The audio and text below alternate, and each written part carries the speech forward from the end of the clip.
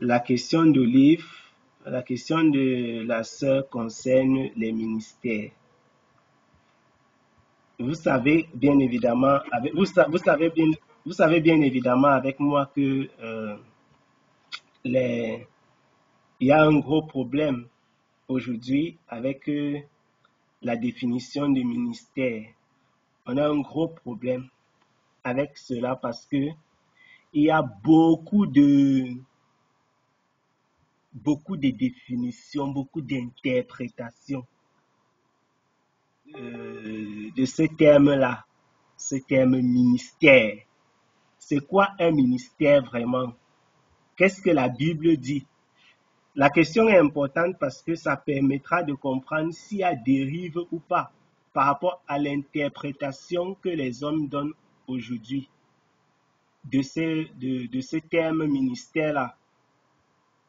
Voilà. Donc, je crois que tout le monde a écouté la question de la sœur Olive. Et donc, on va certainement, puisqu'on n'a pas d'autre base que les Écritures, si nous sommes sur la même longueur d'onde, il y a la connexion des gens qui dérange.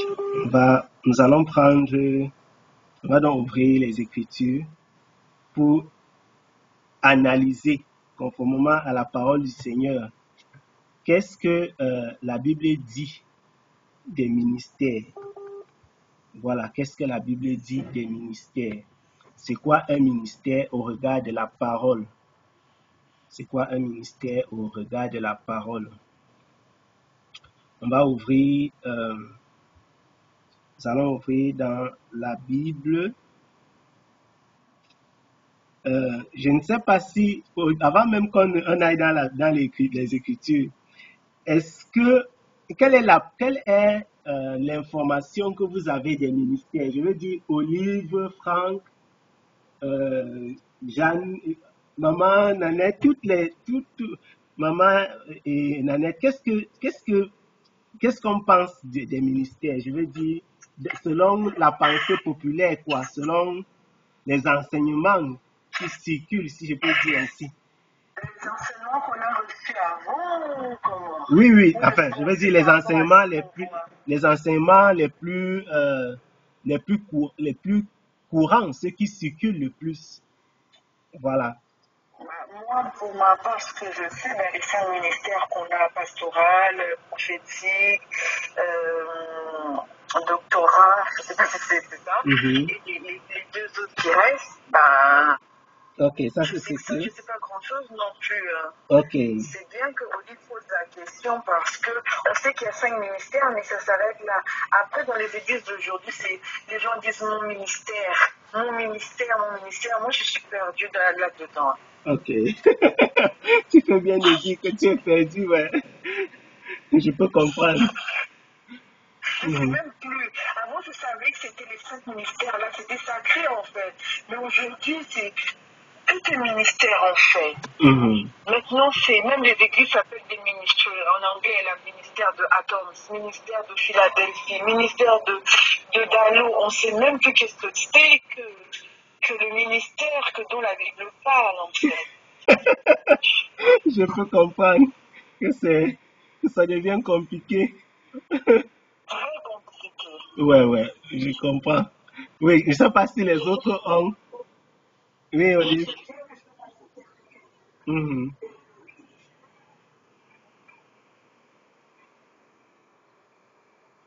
Oui.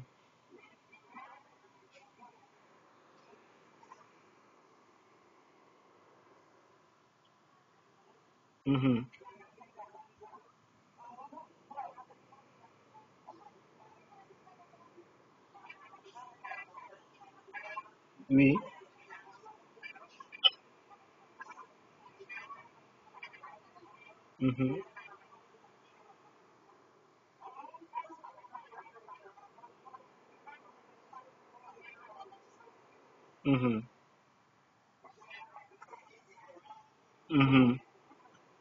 Oui.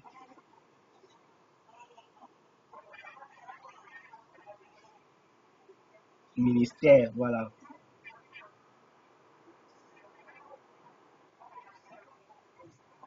C'est quoi cette histoire, les ministères? Ouais, ouais, ouais. Mhm. Ok, la question est bien posée. Voilà, je crois que vous avez suivi ce que Olive a dit. Donc, je ne sais pas si mon bonheur, Jeanne, s'il y a autre chose à dire, sinon, on pourra. Non, je ne sais pas. Ma foi, mon père, c'est un peu. Apparemment, vous êtes deux à parler au même moment. Bonsoir, maman. Oui, apparemment, maman parlait aussi. Oui, bonsoir, maman. Ok, je dirais que si je ne pouvais pas aller, je vais prendre dans Romain 12,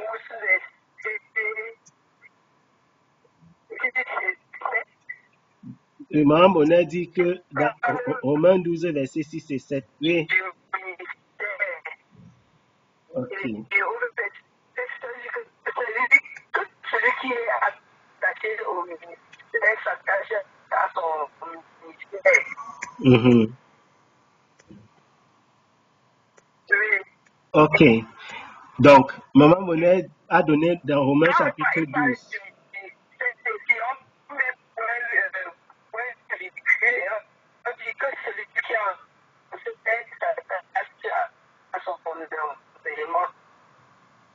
Ok.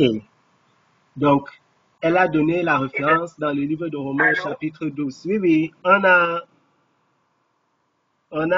noté la référence que maman a donnée dans Romains chapitre 12, où on dit que celui qui a un ministère s'attache à son ministère, que celui qui enseigne s'attache à son enseignement. Donc, je crois que Jeanne aussi avait quelque chose à dire. Mais vas-y. Ok, moi je disais que pour ma part, le ministère, c'est une œuvre faite pour le Seigneur, une œuvre à laquelle on est appelé à faire pour la gloire du Seigneur. Ok. Et il y a les différentes branches, si je peux les appeler. Personne n'a été à citer, ce sont les ministères d'autorité. Les ministères d'autorité, les 5 ministères d'autorité qui sont enseignants de la parole, évangélistes, pasteurs, prophètes, apôtres, docteurs. Oui. Et puis, en dehors de ça, ce sont les ministères d'autorité pour les gens qui devaient normalement diriger, ce qui était réservé à cette diriger. Maintenant, en dehors de ça, maintenant, il y a d'autres ministères. Il y a par exemple le ministère des diacres. Par exemple, là-bas, maintenant, une femme peut exercer avec les diaconés dont la Bible parle. Mais il y a aussi d'autres ministères. Il y a le ministère de la femme, par exemple. Quand on lit la parole, on voit que, par exemple, les femmes âgées à s'occuper des jeunes et tout ça, les conseiller comment s'occuper de la maison, comment s'occuper. Je pense que, en fait, c'est l'œuvre que nous faisons, à laquelle le Seigneur nous a appelés dans son champ de dans son champ de travail qu'on fait dans son champ, si je peux résumer ainsi. Et donc chacun a un travail auquel il est appelé. Mais il y a des travails qui sont le travail d'autorité. Un peu comme dans une maison, il y a le travail du père. Pour ça que bon, le père, c'est celui-là qui va venir rationner, qui va faire ceci. Maintenant, la maman fait ceci, les enfants font ceci. Donc chacun connaît son travail qu'il a à faire en fait. On peut le faire le travail de l'autre. Parce que chacun connaît ce à quoi il a été appelé. Ok.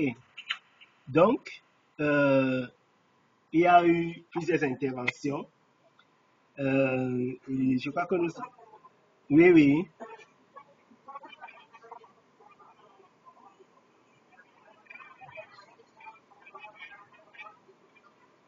Ok, tu n'écoutes pas.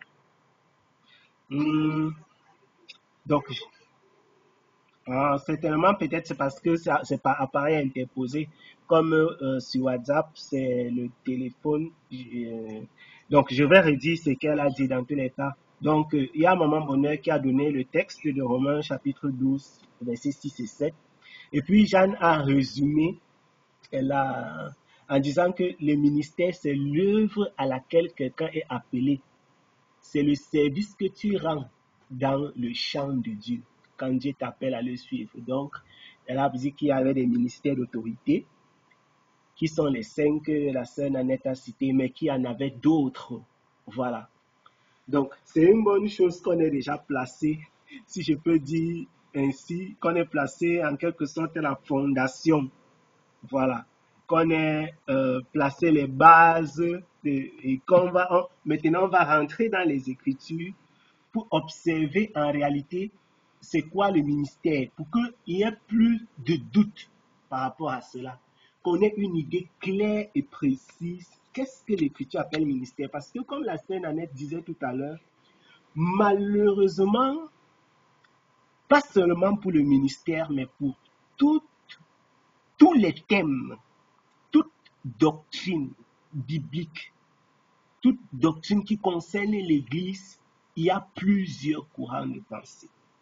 Il y a plusieurs courants de pensée. Et les choses ont évolué avec le temps dans une direction précise. Au point où on s'est retrouvé dans une position, dans une posture où on ne sait plus exactement c'est quoi la vérité. On ne sait plus exactement finalement qu'est-ce que la Bible déclare, qu'est-ce que la Bible dit par rapport à tel ou tel autre thème.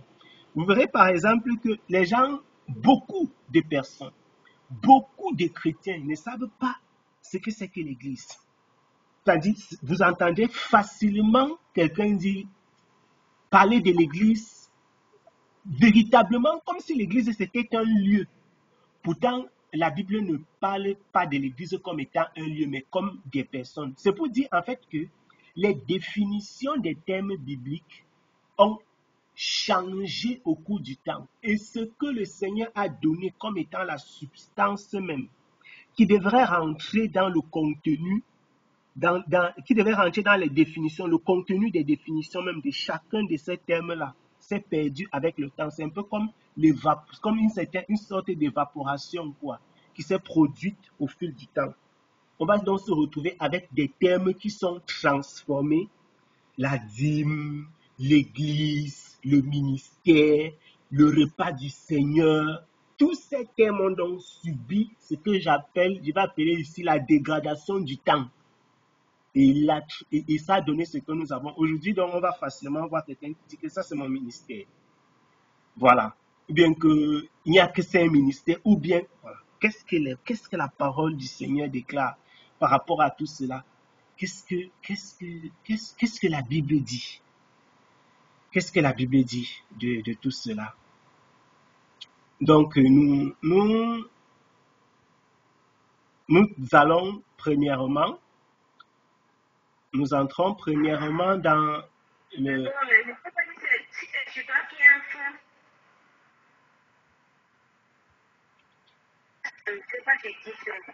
Oui, tu dis, ça te dérange?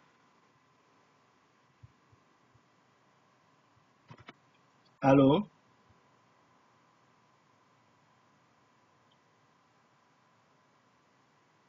Donc, on va donc avancer. Je ne sais pas si tu nous écoutes. Donc, je disais que, en espérant que tout le monde m'écoute, que nous allons avancer dans la question, sur la question. On va voir qu'est-ce que la parole déclare donc. Ouvrons dans le livre de Luc. Luc. Nous allons lire dans le livre de Luc. Qu'est-ce que le Seigneur déclare? Qu'est-ce qui est écrit, si je peux dire ainsi? Luc chapitre 3. Nous allons lire dans Luc au chapitre 3. Luc chapitre 3, à partir du verset 21 jusqu'au verset 23. Luc chapitre 3, je vais lire à partir du verset 21 au verset 23. il est écrit ceci.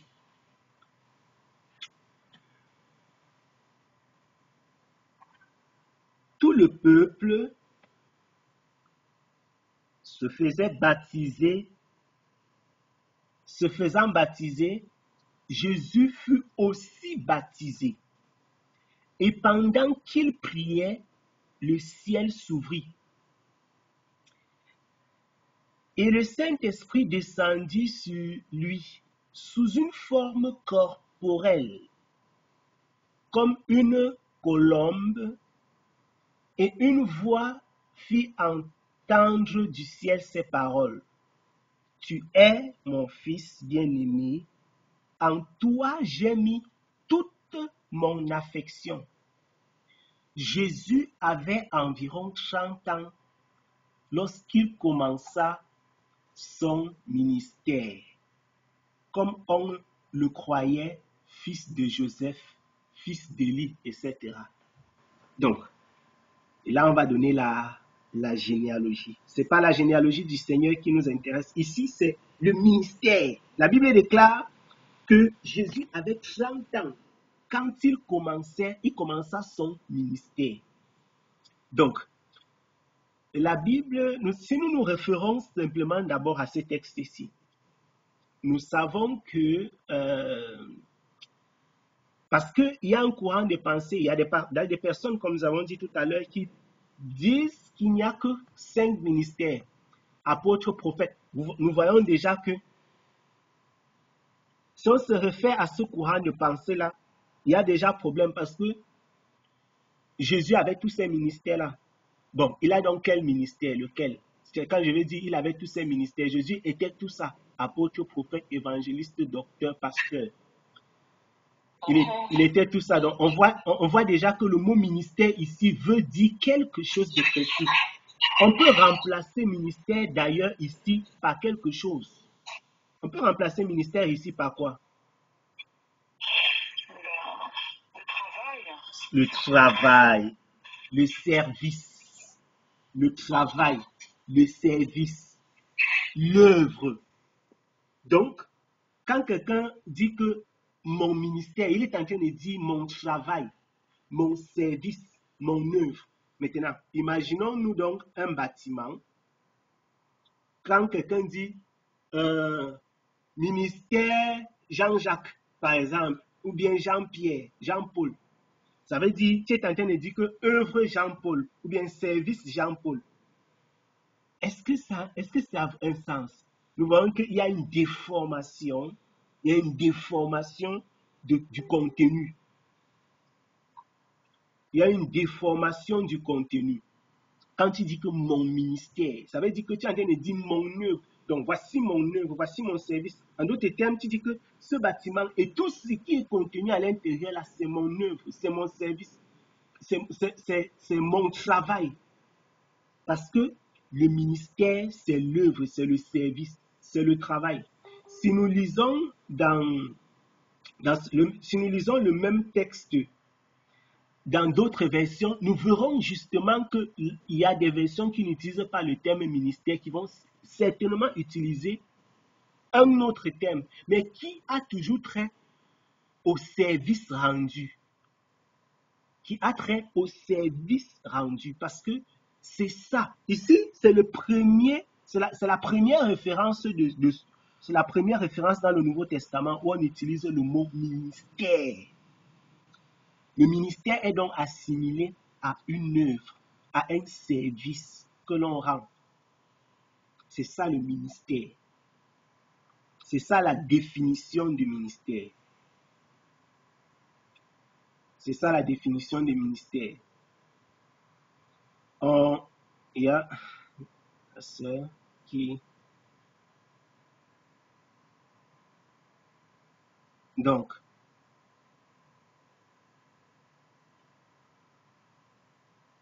il y a la connexion de Jeanne que je suis en train de vouloir connecter. Donc,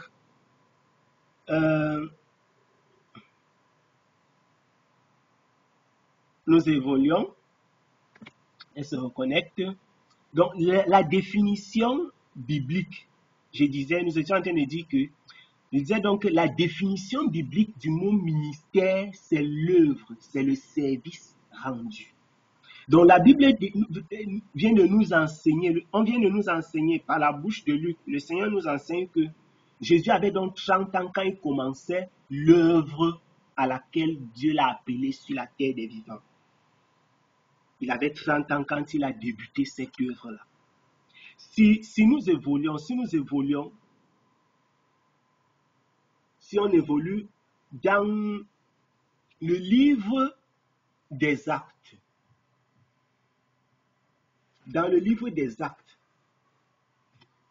Actes chapitre 1,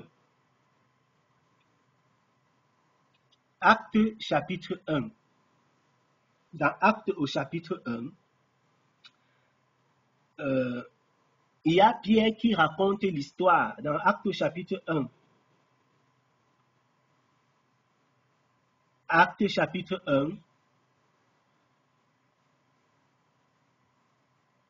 Voici ce qui se passe, voici ce que Pierre dit. Dans Actes chapitre 1, on pourra lire à partir du verset 14 jusqu'au verset 19. Actes chapitre 1, du verset 14 au verset 19. Je vais lire pour nous. Actes chapitre 1, verset 14 à 19.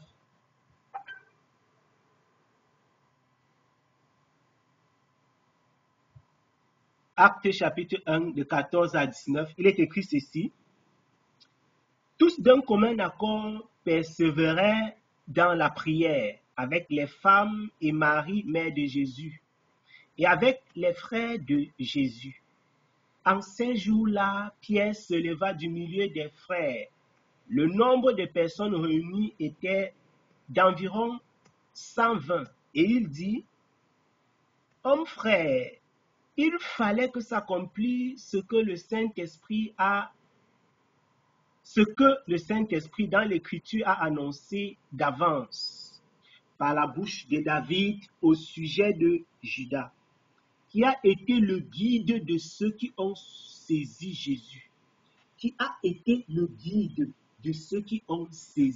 Jésus.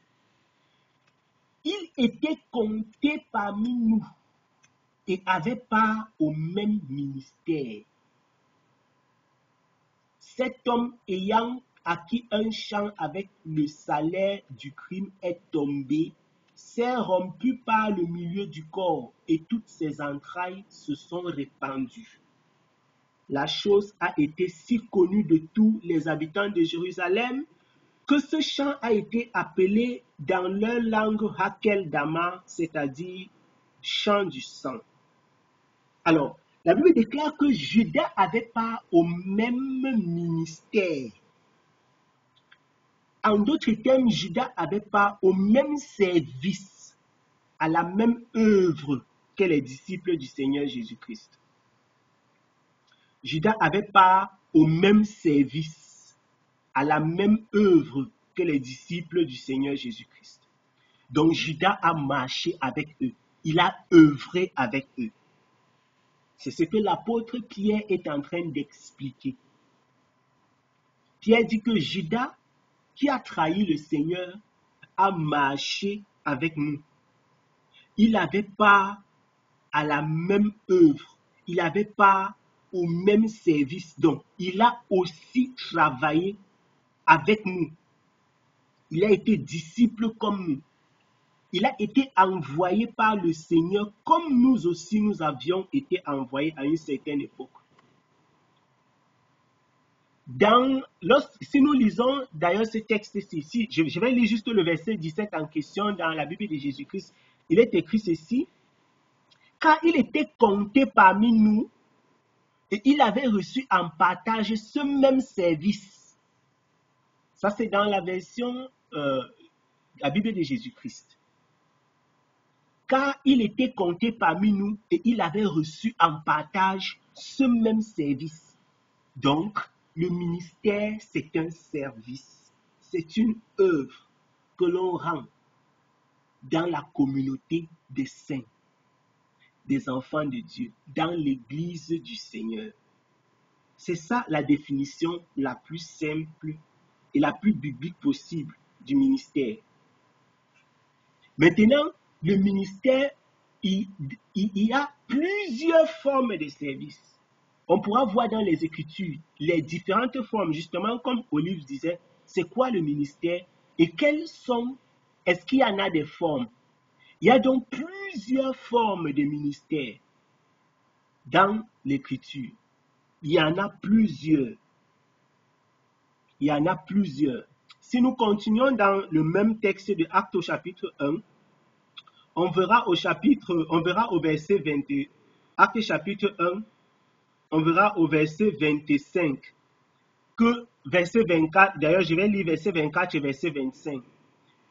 Il est écrit ceci, Actes chapitre 1, verset 24 et 25, on dit, et en priant, il dit, toi Seigneur qui connais les cœurs de tous, désigne lequel de ces deux tu as choisi, afin qu'ils prennent part à ce service et à cet apostolat que Yehuda, c'est-à-dire Judas, a abandonné pour aller en son lieu.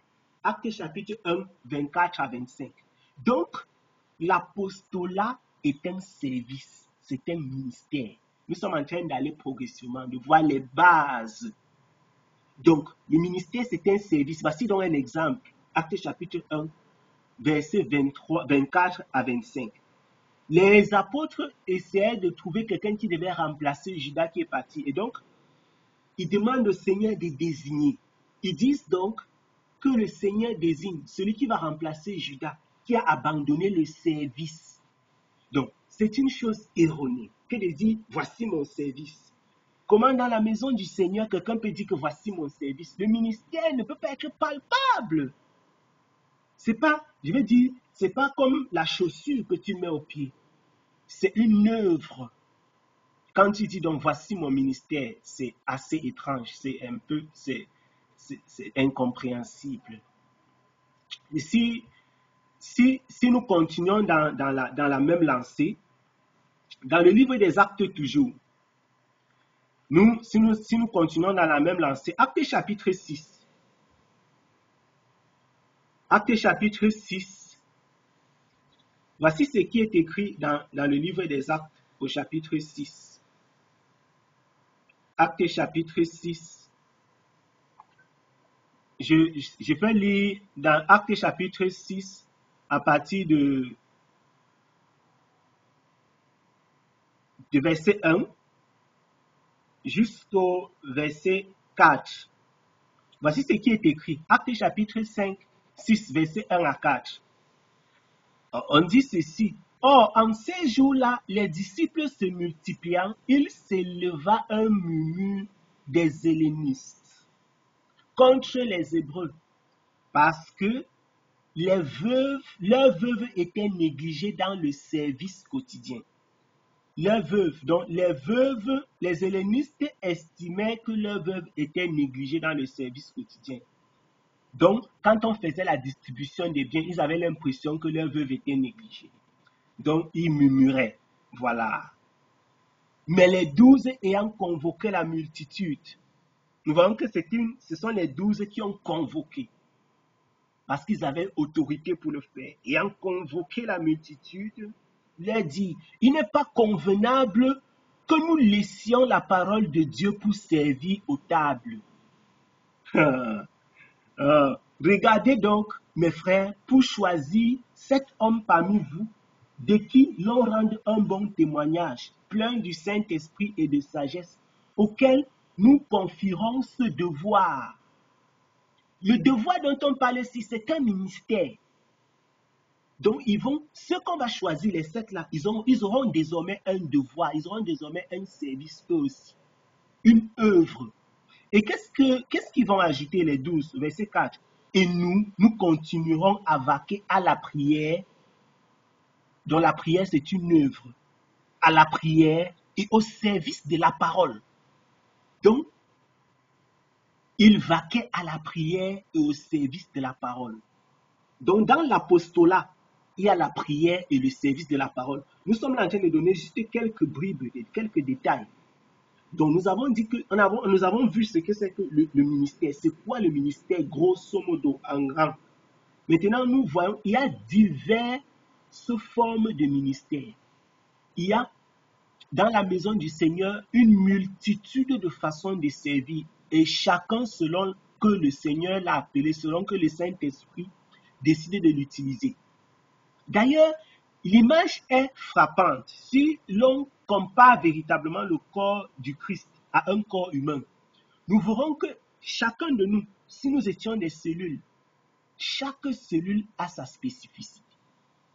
Parfois même les cellules d'un même tissu ne sont pas pareilles, d'un même organe. Il faut voir, si on prend un exemple pour ceux qui ont fait la biologie, vous allez prendre un petit organe comme l'intestin. C'est dans ce même intestin, on va voir les cellules qui sont là pour l'absorption, les cellules qui sont les cellules qui vont produire le mucus, les cellules qui vont faire ceci et cela. Il y a même les glandes. Si on entre dans tous les organes, vous ne pouvez pas trouver un organe qui est spécifiquement, qui est uniquement constitué d'une seule cellule, c'est-à-dire d'un seul type de cellule. C'est pratiquement impossible d'en trouver. C'est-à-dire même la peau, notre peau est constituée de plusieurs types de cellules. Vous aurez les cellules de protection qui sont au-dessus, qui sont extérieures, externes. Mais vous aurez aussi les cellules qui produisent, vous aurez aussi les cellules de défense. Donc, il est impossible. Je parle des organes. Maintenant, regardons à l'échelle de l'organisme. Mais il y a quelque chose qui est frappant. Et un jour, je disais à des frères, c'est une parenthèse nécessaire. Je parlais avec certains frères et je disais, je rends grâce à Dieu parce que j'ai fait la biologie. Et parce que la biologie, il n'y a pas quelque chose de plus extraordinaire que la biologie pour nous démontrer qu'il y a un Dieu puissant et merveilleux. Dieu n'a pas voulu que l'homme et la femme, que les êtres vivants proviennent de... Dieu n'a pas voulu que les êtres vivants proviennent de plusieurs cellules. Alors, je vais vous dire quelque chose. Je vais vous faire remarquer quelque chose d'extraordinaire. L'homme et la femme, toutes les personnes qui existent sur la terre, nous sommes là. Toutes les personnes qui existent sur la terre proviennent d'une seule cellule. Oh, la Bible déclare que nous sommes le corps de Christ. Donc, il y a un seul Christ qui a un corps constitué de plusieurs cellules. Donc, si nous nous considérons chacun d'entre nous à l'échelle cellulaire, chacun est donc positionné à un endroit précis. Donc, si tu es l'œil, tu ne peux pas te plaindre de l'orteil. Si tu es l'ongle, tu ne peux pas dire, moi, j'aurais aimé être l'estomac. Si tu es le cœur, tu as la cellule du myocarde, voilà. Tu ne vas pas dire que j'aurais aimé être plutôt, je suis une cellule musculaire, mais j'aurais aimé être le muscle lisse, bien le muscle squelettique, mais au niveau, je ne sais pas. Tu ne peux pas. Parce qu'en fait, qu'est-ce qui se passe? C'est qu'il y a une cellule originale qui a toutes les potentialités. Toutes les potentialités. Je vous prends donc ça, c'est l'image du Seigneur Jésus-Christ. Il y a une cellule originale qui a toutes les potentialités. Elle est multipotente, pluripotente. Elle est omnipotente. Cette cellule-là peut donner toutes les cellules, c'est-à-dire, il n'y a pas dans votre organisme une cellule qui ne dérive pas de la cellule originale. Ça, c'est la biologie. Je suis en train de prendre, c'est une parenthèse nécessaire. Ça, c'est la biologie qui nous montre vraiment qui est Dieu, comment Dieu est puissant. Maintenant, cette cellule originale qui a toutes les potentialités va dériver progressivement jusqu'à donner la même cellule originale va donner ton ongle. L'ongle que tu vois là, c'est la même cellule qui a donné cet ongle qui va donner les cellules en cône et les cellules bâtonnées de ton œil qui te servent à voir, à distinguer les couleurs. C'est cette même cellule originale qui va donner les cellules ciliées, les cellules qui va donner les cellules durant toutes les cellules de l'organisme proviennent de cette unique cellule originale. Si la cellule originale n'existe pas, alors l'organisme en lui-même n'existe pas. Tout simplement. Et chaque cellule a sa spécificité, a sa particularité. Toi, tu peux distinguer les couleurs. Moi, j'ai la force. Moi, j'ai ceci, j'ai la résistance. Toi, tu n'as pas beaucoup d'eau, comme les cellules de la peau. Moi, j'en ai en quantité. Moi, je suis la cellule adipeuse. Lui, il est en fonction de la position. On est donc appelé à faire quelque chose de particulier dans la maison du Seigneur. Voilà comment la biologie nous explique clairement qu'il y a un seul Dieu et un seul Seigneur, de qui dérivent toutes choses et de qui nous obtenons toutes les potentialités de la vie. Il n'est donc pas possible d'œuvrer dans la maison de Dieu et de faire ta propre volonté. Ce n'est pas possible. Nous sommes dans l'enseignement sur les ministères. Tu ne peux donc pas être la cellule de l'œil et tu dis que tu vas marcher. Tu vas te faire avoir. Parce que le jour où les yeux veulent marcher, si les yeux décident de marcher, on est mal barré. Si tes yeux décident de marcher, c'est que tu ne peux pas t'en sortir. C'est de la même façon si les pieds décident de voir. Si le cœur qui a été gardé dans la poitrine, caché par les os, décide d'être celui qui absorbe les nutriments, ça ne peut pas marcher parce que le Dieu Tout-Puissant a déclaré, a décidé que chaque organisme est constitué de plusieurs organes, de plusieurs appareils, que les différents appareils sont constitués de plusieurs types d'organes, que les organes sont constitués de tissus, d'une multitude de tissus, que chaque tissu a des différentes formes de cellules et qu'aucune de ces cellules n'est négligeable. Le jour où ton pancréas, les cellules que tu voyais ça, elles étaient comme ça parsemées dans le pancréas.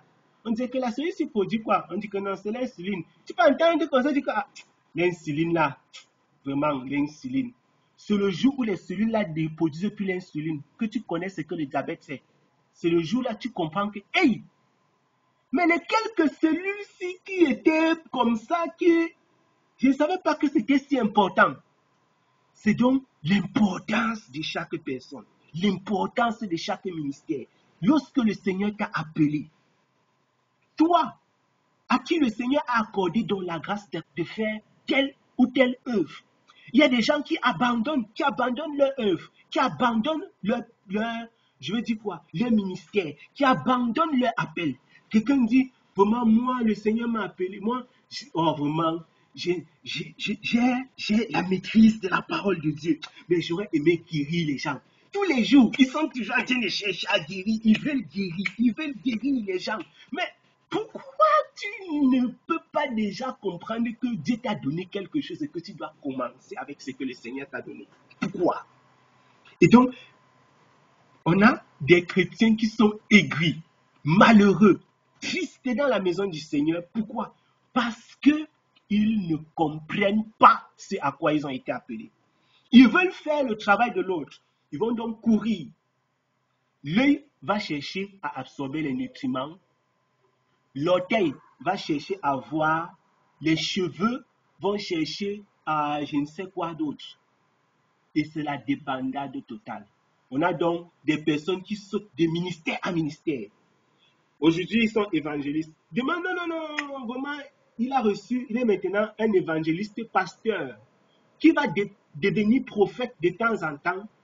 Et après, ils vont nous dire que comme il a ouvert plusieurs assemblées, il a ouvert les démembrements. Il y a, on appelle encore ça au Congo, comment là, j'ai oublié seulement le nom. Comme il a ouvert ça plusieurs, on dit maintenant qu'il est un apôtre. Un apôtre, ce n'est pas celui qui a ouvert plusieurs églises. Il faut oublier ça. Ce n'est pas la définition d'un apôtre là-bas. L'apôtre dans la Bible, c'est un envoyé. Parenthèse fermée. Chacun doit être donc à son poste, dans sa position. Il doit être là où le Seigneur l'a appelé. Il doit demeurer. Parce que le ministère, c'est le service auquel le Seigneur t'a appelé. C'est ça le ministère. C'est le service auquel le Seigneur t'a appelé. Personne n'est plus important. Parce que s'il y avait un type de cellule qui était inutile dans l'organisme, laissez-moi vous dire, Jésus-Christ allait faire que le corps humain n'ait pas ces cellules-là. S'il y a les cheveux, c'est parce que les cheveux-là sont importants. C'est parce que ça sert à quelque chose. Il y a les gens qui raclent les cils ici, ils enlèvent comme ça, ils enlèvent. Vous dites qu'ils vont mettre le noir. C'est quand le soleil te touche et que la sueur commence à couler, tu sens que ça passe sur le noir là comme ça pour entrer dans tes yeux. Tu dis que, hey, tu dis que là, ça peut servir à quelque chose. Il n'y a pas dans l'organisme humain quelque chose qui soit inutile. Même la forme de notre visage, il dit la forme comme ça, le moule par lequel le Seigneur a fait notre visage, c'est important. Il dit la forme du visage, le fait que les yeux soient cachés dans l'orbite et que ce n'est pas posé sur le front. Il y a un but. La Bible déclare donc que Dieu a fait toutes choses pour un but. Même toi, même notre ministère, l'œuvre à laquelle Dieu... C'est pourquoi je suis sidéré. Je suis étonné de voir les chrétiens aigris, malheureux, tristes. Il y a des gens qui veulent faire les miracles. Que chacun se contente de ce à quoi le Seigneur l'a appelé. D'abord, la Bible déclare que ceux qui ont reçu, à ceux qui ont reçu, on va en donner encore. À ceux qui ont reçu, on va encore donner. Mais à ceux qui ont reçu, ceux qui ont quelque chose, on va ajouter. Mais on ajoute pourquoi? Parce qu'ils utilisent ce qu'ils ont. Mais celui qui n'a rien, même le peu qu'il a, il y a donc des personnes tristes. Oh, vraiment, j'aurais aimé. Ils veulent devenir comme Élie et Moïse directement.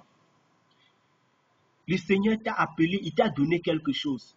Toi, tu es la cellule adipeuse. Tu dis que vraiment, les cellules adipeuses, là, ça ne sert à rien. Ça ne sert à rien du tout. Ça ne sert à rien. Ah bon? Si ça ne servait à rien, donc, pourquoi Dieu a mis ça là-bas? Pourquoi Dieu a fait dans ça? C'est parce que ça sert à quelque chose. Tu dis que non.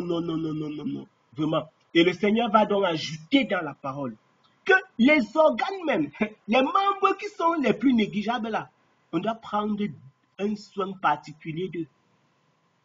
On doit prendre un soin. Et Dieu nous a donc montré cette merveille en ceci que il a fait quelque chose d'extraordinaire. Il y a donc certains organes qui sont plus fragiles que les autres.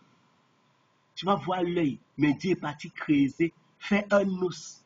C'est incroyable, c'est formidable. C'est qu'on a un Dieu qui est et les gens vont nous dire que ça, c'est l'évolution. Ce n'est pas la magie, ça. L'évolution. Donc, l'évolution a fait que dans ton crâne, il y ait le creux. Vraiment, ce n'est pas possible.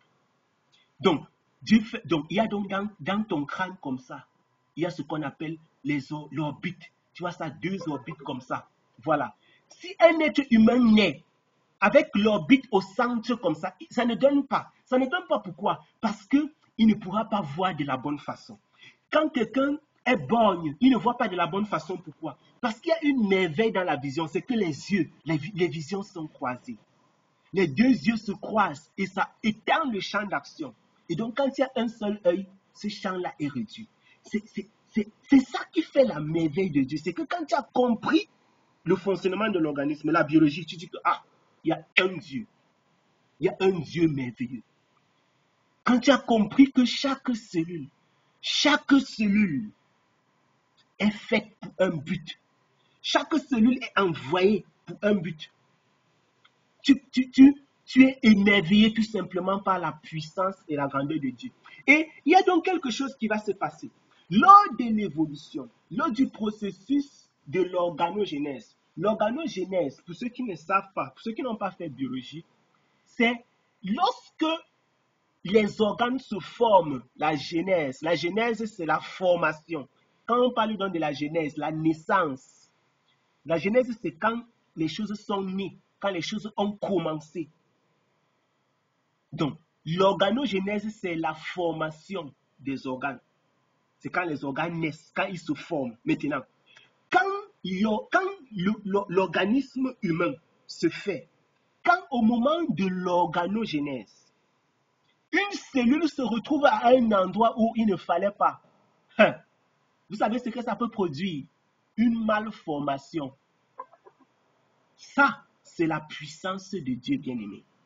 La Bible déclare, l'apôtre Paul dit donc dans l'Écriture que la nature elle-même nous enseigne que c'est une honte pour l'homme d'avoir les cheveux courts, les cheveux longs, mais que c'est une gloire pour la femme d'en porter. Je veux donc nous dire ici que la nature elle-même nous enseigne que quand quelqu'un se retrouve dans un endroit où il ne doit pas être, il y a un problème parce que ce qui peut naître là-bas, ça peut être un monstre. Maintenant, imaginez-vous donc un enfant quand il va naître avec les yeux comme ça sur la poitrine. C'est quoi? C'est ça qu'on appelle un monstre. Ça veut dire qu'il y a eu un problème lors de l'organogénèse. Il y a eu un problème lors de l'organogénèse. Il y a eu problème. On va donc retrouver les dents peut-être dans le ventre. Ça veut dire qu'il y a certaines cellules qui n'ont pas migré au moment où il fallait et qui se sont développées au moment où il ne fallait pas. On aura donc des malformations. On aura un organisme qui ne s'est pas formé de façon qu'il faut. Et dans cet organisme-là, vous aurez des tissus, des morceaux de tissus qui se trouvent disséminés. Ces personnes-là qui naissent avec ces problèmes ont donc des malformations. Ces personnes ont des malformations qui peuvent être graves au point où la vie ne puisse pas continuer après la naissance. Certaines aussi peuvent être corrigées. Certaines aussi peuvent être corrigées. Nous comprenons la puissance de Dieu. En ce que chaque organe, non seulement a un but, est fait pour une œuvre particulière. Chaque tissu, chaque cellule. Et chaque cellule qui œuvre de cette façon-là fait cela dans son tissu. C'est-à-dire la cellule rénale qui est là pour purifier. Si vous mettez ça dans le cœur, elle continue à être une cellule rénale, mais elle est là-bas pour déranger. D'ailleurs, quand certaines cellules deviennent rebelles et forment ce qu'on appelle une tumeur, nous sommes dans le ministère. J'espère que vous comprenez bien de quoi je suis en train de parler là. Ces cellules rebelles qui deviennent donc ce qu'on appelle une tumeur, quand elles se retrouvent ailleurs, ce qu'elles forment là-bas, on appelle ça une métastase. Parce qu'elles ne sont pas à l'endroit où elles devaient être.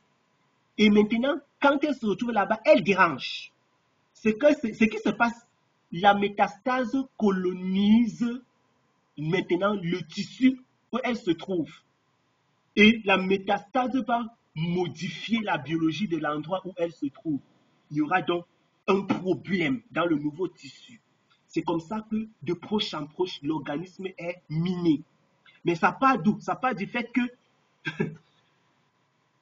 ah Seigneur, ça part du fait qu'une cellule s'est rebellée et a dit que je ne suis plus les signaux de prolifération. Je ne suis plus, que je décide de désobéir. Voilà donc le fruit de la désobéissance. Elle a dit, moi je quitte mon poste, d'ailleurs même je ne suis plus là, je quitte ici. Tac, j'entre dans les vaisseaux sanguins, je m'en vais me positionner ailleurs, d'ailleurs je m'en fous. Voilà donc une cellule qui était au niveau du pancréas, qui se retrouve dans le foie, qui commence à coloniser. Ça s'appelle un cancer. Ça s'appelle un cancer.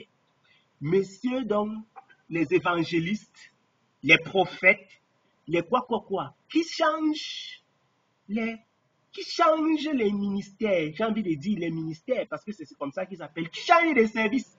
C'est un peu comme si tu es un sous-préfet qui est en même temps le maire, qui est en même temps député, qui est en même temps gouverneur. Ça n'arrive pas. Vous ne pouvez pas trouver ça quelque part.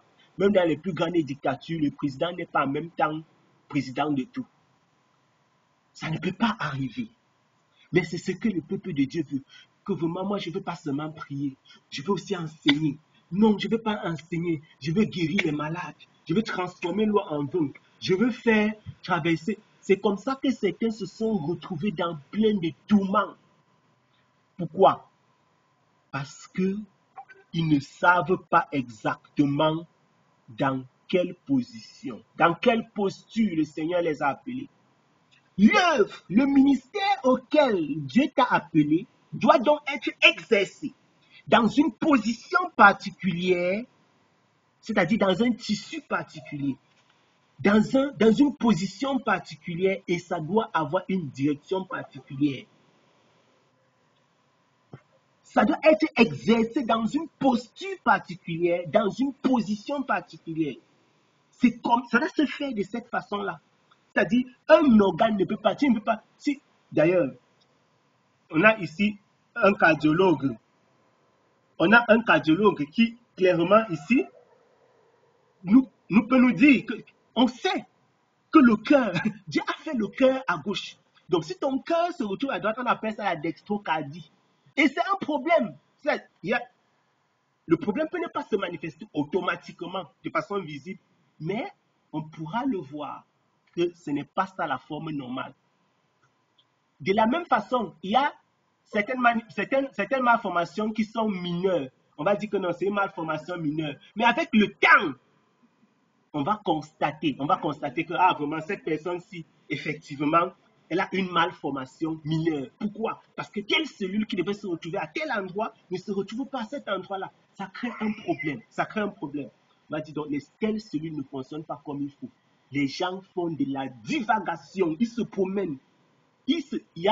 Personne ne veut faire ce à quoi il a été appelé. Alors, si chacun faisait ce qu'il a été appelé à faire dans la maison du Seigneur, dans l'église du Seigneur Jésus-Christ, on aurait moins de problèmes, on aurait moins de difficultés.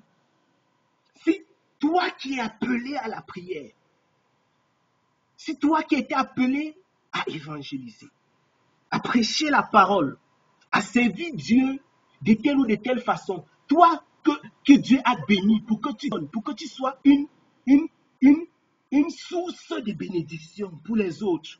Si tu faisais cette œuvre, si tu accomplissais cette œuvre, il n'y aurait pas autant de problèmes. Mais on veut se placer à la position des autres. Personne n'est satisfait de la posture où Dieu l'a mis. Et ça, c'est le gène. Vous savez, il y a dans l'organisme, il y a le gène.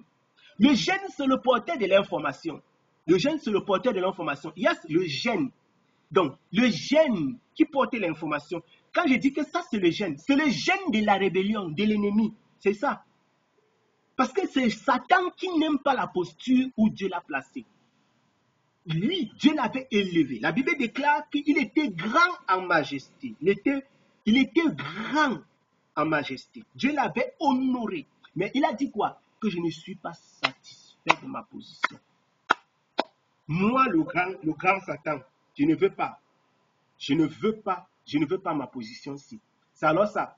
Quand l'homme quitte sa posture, l'homme quitte sa position, quand celui qui doit enseigner, dans le livre des juges, dans le livre des juges, au chapitre 5, la Bible déclare donc là-bas que les hommes avaient quitté. La Bible déclare qu'il n'y avait pas de chefs.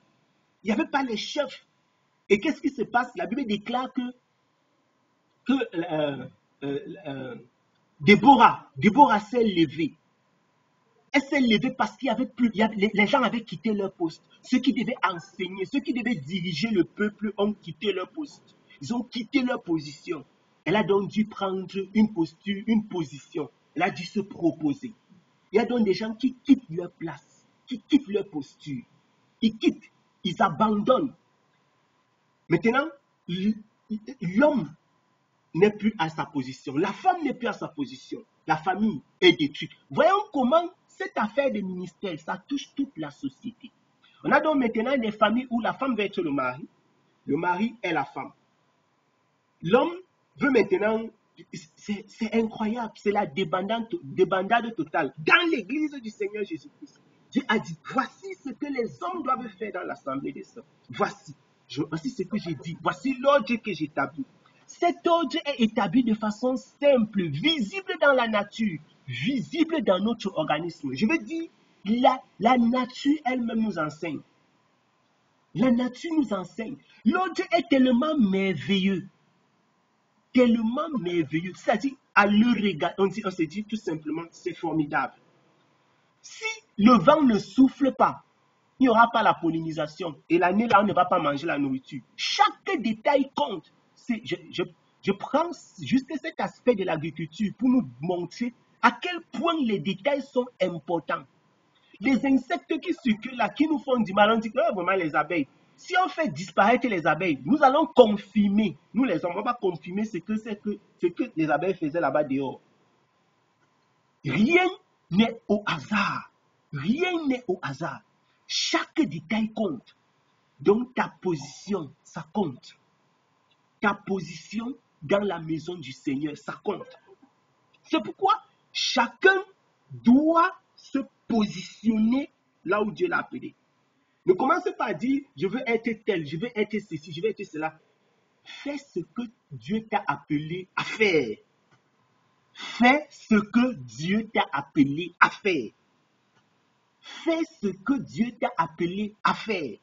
Parce que même les organes évoluent. Et je suis pas là dans cette longue et importante parenthèse. Fais ce que Dieu t'a appelé à faire parce que même les organes évoluent. On verra donc que dans la croissance d'un organisme,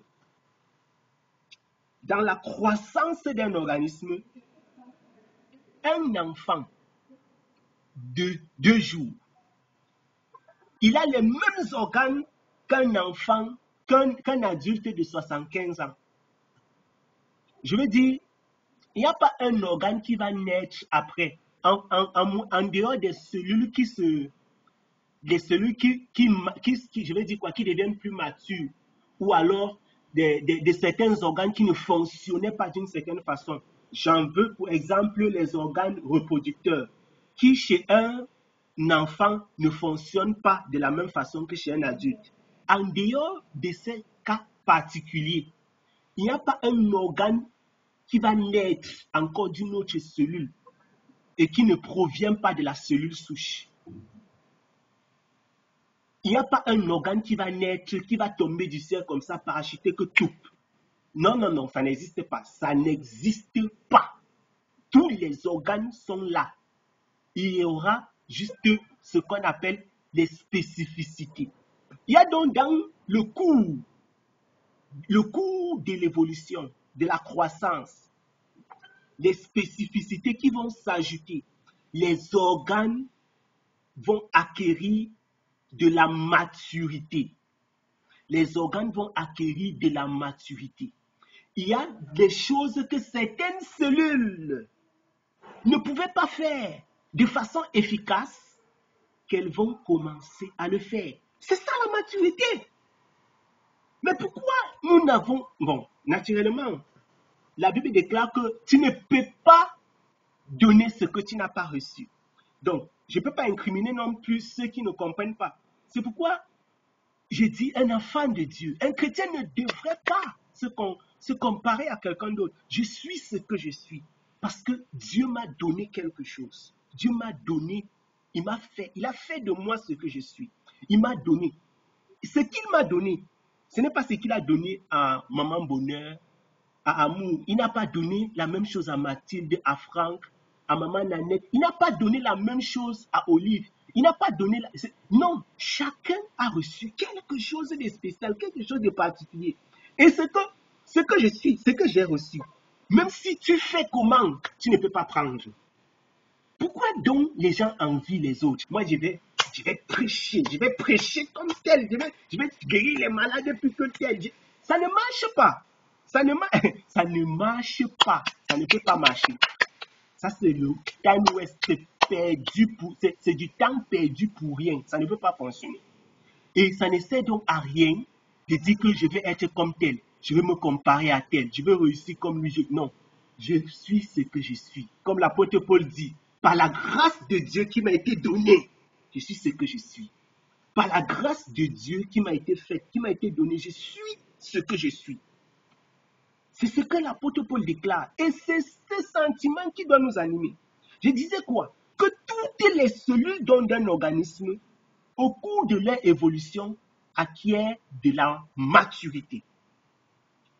Un enfant qui pouvait manger certains aliments et avoir la diarrhée, vous allez donc le voir, cet enfant mange, il n'a plus la diarrhée. Qu'est-ce qui se passe? Mais ça, c'est les mêmes intestins qu'il avait. Est-ce qu'il a reçu d'autres intestins? Non. Ses intestins ont évolué. Ses intestins ont grandi, si je peux dire ça ainsi. Maintenant, l'enfant, son organisme qui pouvait un petit vent. Tu vois, quand tu voyages avec l'enfant, on dit que couvre l'enfant, là, couvre l'enfant. Un petit vent, l'enfant, il commence le rhume. Il va commencer à grandir. Tu vas voir ton petit garçon de 7 ans là, c'est quand la pluie commence, même qu'il est dehors, il tombe dedans sans caleçon. Il ne va plus tomber malade comme l'enfant d'un an. Est-ce que pendant ce temps, il a acquis d'autres organes? Non, c'est les mêmes organes. Ce sont les mêmes yeux que quand le vent soufflait, il avait la conjonctivite. Ce sont ces mêmes yeux-là qui commencent à résister. Le système immunitaire a évolué, a acquis C'est ça la maturité. Tu as donc été appelé à l'enseignement. Tu vas donc acquérir, tu vas grandir par l'œuvre du Saint-Esprit. Tu vas acquérir des spécificités, de la maturité. Tu vas croître. Si tu crois que tu vas changer pour devenir tu étais le crayon, tu vas devenir la gomme. Bien, je ne sais pas, tu mens. Il y a donc des personnes qui ne grandissent pas, qui ne croissent pas dans ce que le Seigneur leur a donné, dans ce à quoi le Seigneur les a appelés. Parce que vous savez ce qu'ils veulent faire, ils veulent se transformer. C'est quoi? C'est le vampirisme. C'est comme ça que les gens entrent donc dans les loges, dans les sectes, ils partent voir les marabouts et toutes sortes de choses. Parce que l'apôtre veut devenir X, ou alors il veut acquérir ce que Dieu ne lui a pas donné. Si le cœur maintenant décide qu'il ne va plus battre, que bon, vraiment, vous savez, il organise une réunion, que bon, vous les yeux, et arrêtez vos histoires. Moi, j'ai décidé, je ne bats plus. Maintenant, je vais commencer aussi à voir. Mais attendez, c'est quoi cette histoire? Ça ne peut pas fonctionner ainsi. Toi, ce que tu dois faire. Alors, nous voyons donc que Dieu a fait les choses merveilleusement. Ces cellules-là font justement ce qu'elles doivent faire. Et quand elles ne font pas, il y a la maladie dans la maison. Voilà comment l'Église est dans les problèmes. Voilà comment l'Église est dans les problèmes. Chacun doit faire ce qu'il doit faire, ce qu'il a à faire. Quand tu nais, tu es donc immature. Mais avec le temps, avec la croissance extérieure, avec l'environnement, avec les nutriments que tu reçois, etc., la cellule devient mature. L'enfant, il regarde comme ça, mais les yeux sont même ouverts, mais il ne distingue pas, il ne voit pas. L'enfant écoute les gens parler, il suit les bruits, il sursaute. À un moment, il suit les bruits, il ne sursaute plus. À un certain moment, tu commences à te rendre compte que l'enfant s'y connaît à la voix de sa mère. Quand sa mère parle là-bas, tu vois comment le gars tourne la tête comme ça, tu sens que l'enfant s'y connaît déjà la voix de sa mère. Il connaît. Quand il entend sa mère parler là-bas, il commence à pleurer. C'est clair que d'ailleurs, il y a des expériences qui montrent que l'enfant en naissant connaît la voix. Mais avec le nouvel environnement, il n'est pas encore adapté. Il ne s'est pas adapté à ce nouvel environnement-là pour véritablement faire cette distinction spécifique. Quand il va distinguer toutes les personnes qui sont proches de lui, il pourra savoir, même s'il ne les voit pas, il sait que non. Ici, là, la personne qui parle, c'est sa mère. Donc, si sa mère se cache même pour parler, elle va maintenant chuchoter parce que s'il entend sa voix, il va crier, il va lancer le cri d'alerte. Ça, c'est ce qu'on appelle la croissance. La croissance. Il pleure pourquoi? Parce que quelque chose qu'il ne pouvait pas faire avant, maintenant, il est capable de faire. Donc, tu dois te cacher. Il peut distinguer maintenant à distance que telle personne est en train de parler là-bas. Ça, c'est la croissance. Avant, il n'entendait pas de cette façon-là. Maintenant, il entend, il distingue, il discerne. Les yeux, c'est la même chose. Tu ne voyais pas de telle façon. Tu ne voyais pas, tu ne faisais pas ceci. Tu peux maintenant le faire. C'est la même chose. Plusieurs organes ainsi. Les cellules, en évoluant, c'est ainsi. Les testicules d'un enfant, ça ne fonctionne pas comme ceux d'un adulte. Ça ne peut pas. Les organes reproducteurs, tout ça. Donc, la nature nous enseigne. L'œuvre du ministère, l'enseignement sur le ministère est entièrement contenu dans l'organisme humain, dans le corps humain. C'est-à-dire, le corps humain nous enseigne ce que c'est que le ministère.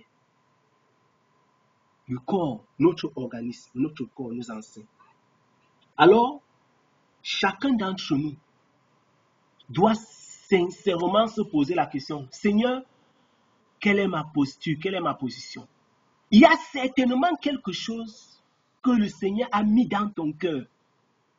Il y a quelque chose que le Seigneur t'a appelé à faire. Il y a quelque chose que tu dois faire. Peut-être tu ne sais même pas encore. Il y a des gens qui pensent que vraiment Dieu va, le tonnerre va faire et puis le Seigneur va leur parler que écoute, toi tu sais. Non, non, non.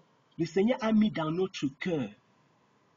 Il a déposé ses convictions dans notre cœur. Il a déposé ses convictions dans notre cœur. Il suffit pour nous de nous approcher du Seigneur. Il suffit pour nous de nous examiner. Et on comprendra qu'est-ce que le Seigneur veut que je fasse. Qu'est-ce que le Seigneur veut que je fasse. On comprendra de façon facile, de façon aisée, ce que le Seigneur veut que nous fassions. On comprendra de façon aisée. Les choses que tu aimes naturellement, les choses dans lesquelles tu te sens à l'aise. Tu ne forces pas, depuis que tu es né de nouveau, tu sens que ça coule comme des sources. Tu n'as pas besoin de... C'est ça.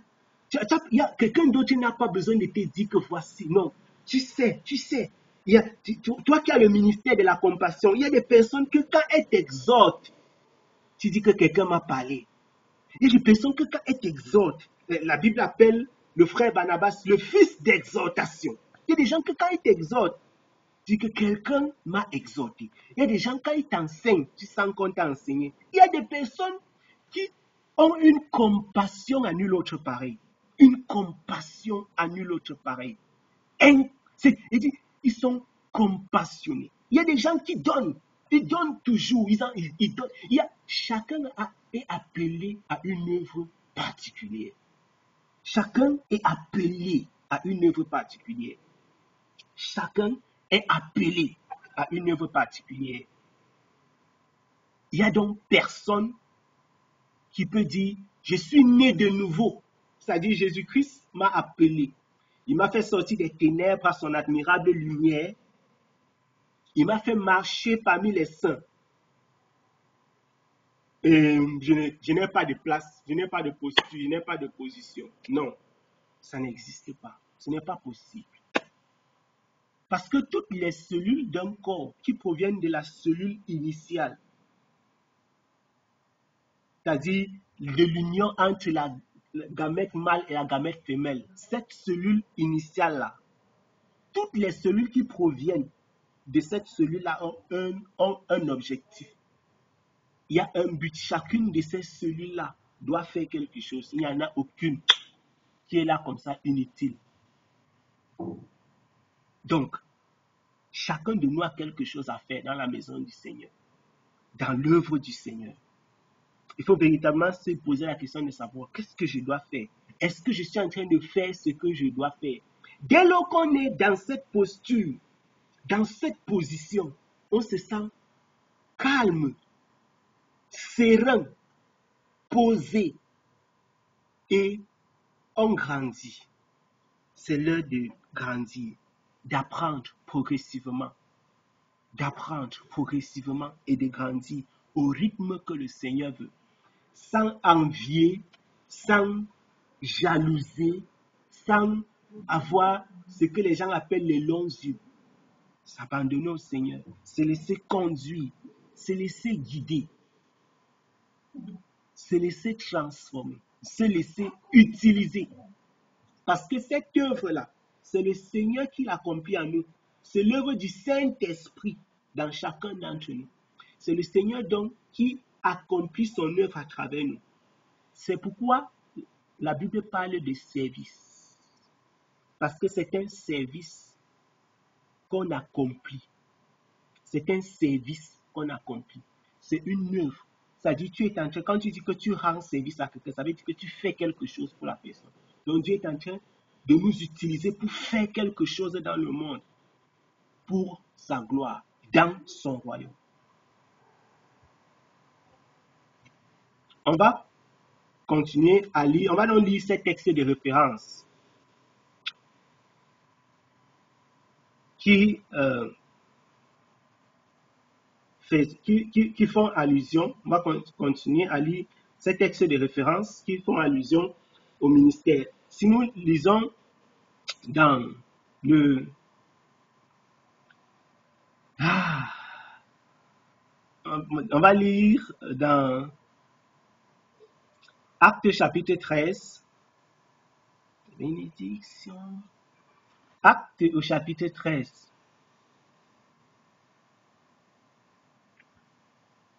Actes au chapitre 13.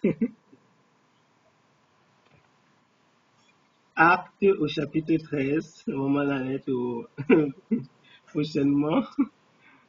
En tout cas, il y aura l'audio. Et puis, bon, on va plus beaucoup traîner. Actes au chapitre 13. Je vais lire donc pour nous le verset. Ce texte est d'ailleurs très connu. Il est très connu. Donc, dans le livre des Actes au chapitre 13, je vais lire le verset 1 et le verset du verset 1 plutôt. À partir du verset 1 jusqu'au verset 4. Verset 4. Actes chapitre 13, de 1 à 4. Voici ce qui est écrit. Or, il y avait dans l'église qui est à Antioche des prophètes et des docteurs. Il y avait dans l'église qui est à Antioche des prophètes et des docteurs. Barnabas, Simon appelé le Noir, Lucius le Cyrénien, Manahen, qui avait été élevé avec Hérode le tétrarque, et Saul ou Shaul. Tandis qu'ils servaient le Seigneur et jeûnaient, le Saint-Esprit dit: séparez-moi maintenant Barnabas et Saul ou Shaul pour l'œuvre à laquelle je les ai appelés. Alors, après avoir jeûné et prié, il leur imposait les mains et les laissait aller. Eux donc, envoyés en effet par le Saint-Esprit, descendirent à Séleucie. Et de là, ils s'embarquèrent pour l'île de Chypre. La Bible déclare dans ce verset que pendant qu'ils servaient Dieu dans leur ministère, donc ils étaient en train d'accomplir l'œuvre, donc ils servaient Dieu dans ce que Dieu les a appelés à faire. Pendant qu'ils servaient Dieu dans cette posture-là, dans cette position-là, le Seigneur a parlé. Pendant qu'ils servaient Dieu dans cette posture, dans cette position, le Seigneur a parlé. Le Seigneur a parlé, disant donc de mettre Paul et Barnabas à part pour l'œuvre à laquelle il les a appelés. Donc l'Église a prié pour Paul et Barnabas afin qu'ils soient consacrés, pour les consacrer et pour les libérer, afin qu'ils continuent dans la direction que le Seigneur va les envoyer. Là, il n'y a pas de jalousie. Il n'y a pas quelqu'un qui va dire: vraiment, mon fils spirituel, si il fait déjà la jalousie, depuis quand d'ailleurs Dieu veut t'utiliser et tout ça? Pas de jalousie, pas de... Non, c'est l'œuvre du Seigneur. Il l'a fait comme il veut. Comme il veut. Ce Paul qui a grandi au pied de Gamaliel est devenu de loin plus grand que lui. Voilà. Si nous lisons, on va lire dans le livre d'Éphésiens, puisqu'on ne peut pas parler, on ne peut naturellement pas parler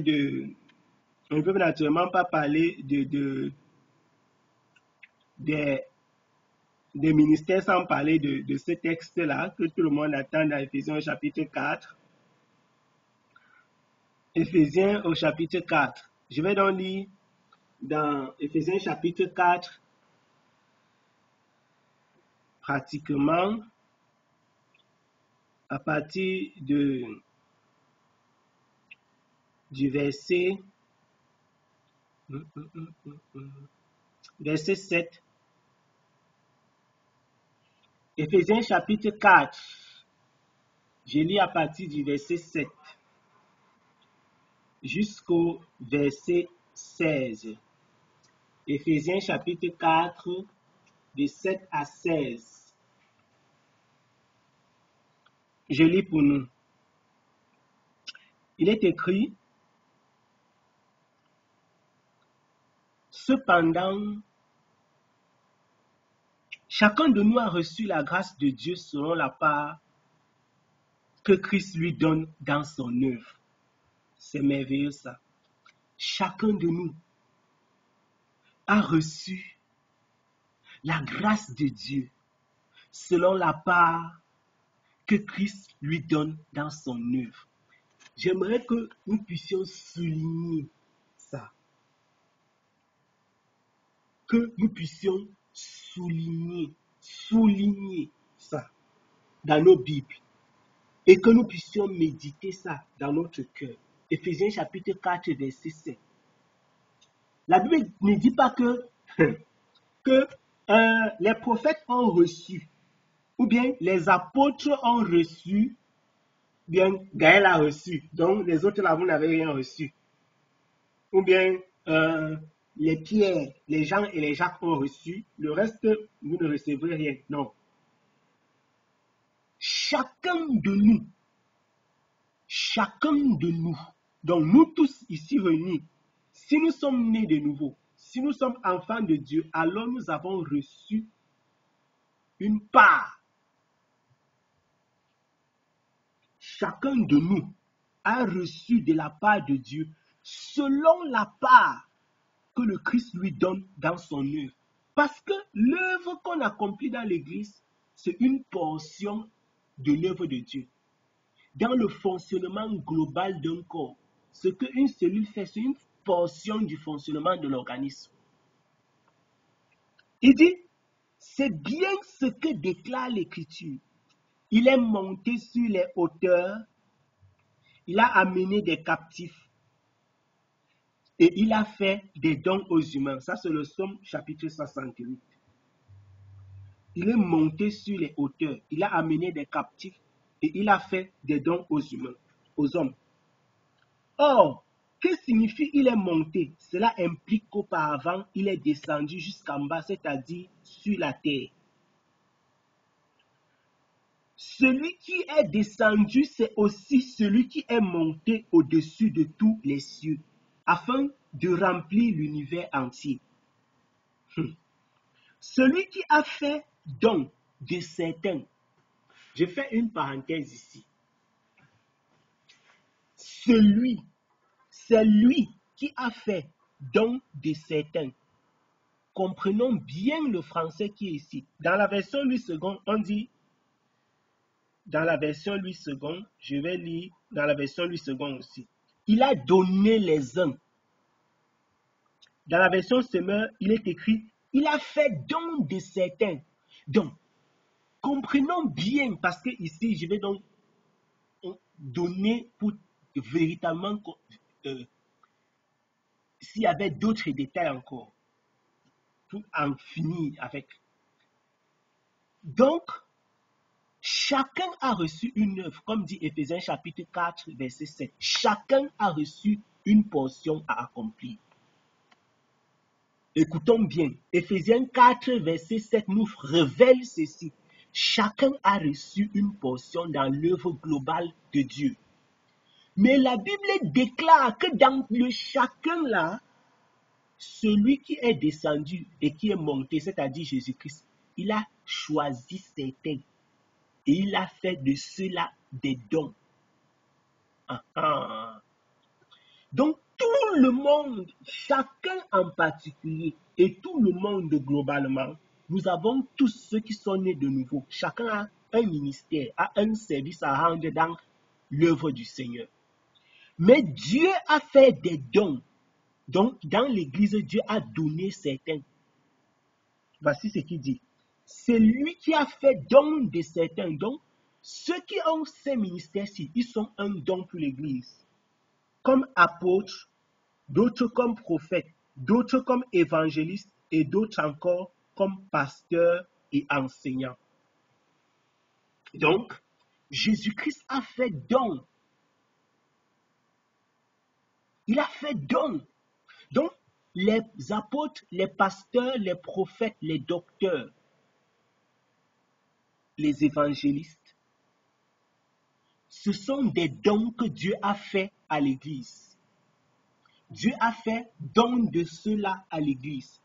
Ce n'est pas que ce sont les seuls ministères, comme certaines personnes malheureusement comprennent. Non, ils sont le don que Dieu a fait à l'Église, mais pour une raison précise, pour un but particulier. Ils sont un don de Dieu pour l'Église. Mais chaque personne en particulier a reçu un ministère. Tous ceux qui constituent le corps de Christ ont reçu un service à accomplir. Mais dans toutes ces personnes-là, il y a quelques-uns qui ont été choisis et qui sont un don de Dieu. C'est-à-dire, c'est comme si on disait, voilà, nous sommes dans cette maison, nous sommes dans cette famille, nous sommes 50 dans cette famille. Mais ce monsieur, ce frère, est un don. Lui, il est une étoile. Je suis en train de prendre une image pour exprimer quoi. Lui, il est un don. Véritablement, quand on voit l'enfant, si vraiment la fille, si on sent qu'elle est un don dans cette famille. Quand on voit cet enfant, on sent qu'il est un don dans cette famille. Quand il parle, quand il agit, Voilà. C'est pas pour dire que les autres n'ont rien à faire. Toute personne a un service et un ministère. Mais la Bible déclare que Dieu a fait un don à l'Église. Les apôtres, les prophètes, les évangélistes, les docteurs et les pasteurs. On dit donc pourquoi il a fait ce don. Ainsi nous parviendrons. Ainsi nous parviendrons. Donc voici les raisons pour lesquelles il a fait don à l'Église de ces personnes.